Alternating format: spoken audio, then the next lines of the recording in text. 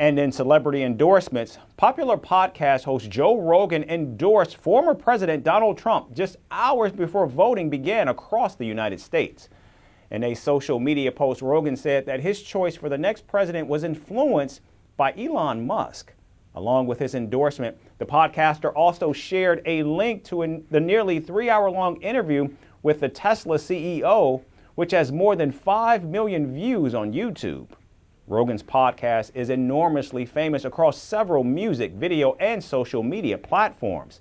The 57-year-old has more than 19 million followers on Instagram, over 18 million subscribers on YouTube, and nearly 15 million listeners on Spotify.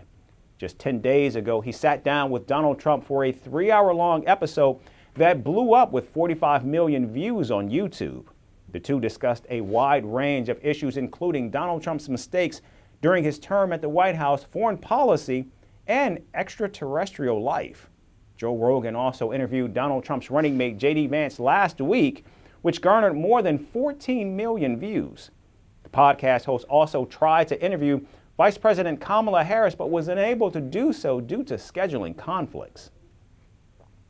Kamala can't handle an interview with Joe Rogan, then she can't handle the presidency, and she certainly can't handle Putin and President Xi of China. She will get overwhelmed, a meltdown, and millions of people will die, perhaps. This is not a charity event. This is an election for the biggest and toughest job anywhere in the world. This is the toughest job in the world, they say. I think probably is. Do you want to lose your life savings because we put a weak and foolish woman in the White House? No. According to a YouGov poll last year, 81% of the Rogan's podcast listeners are male, and at least 56% of them are under the age of 35. Donald Trump has tried to court Rogan's listeners because this is the exact demographic that prefers him over Kamala Harris. Meanwhile, Donald Trump has reacted to Rogan's endorsement, saying the podcaster has never endorsed a political candidate before. Now, of course, this claim is false because Rogan did endorse Bernie Sanders for president back in 2020, and he also supported independent candidate Robert Kennedy Jr. this year, who later dropped out of the race and endorsed Donald Trump.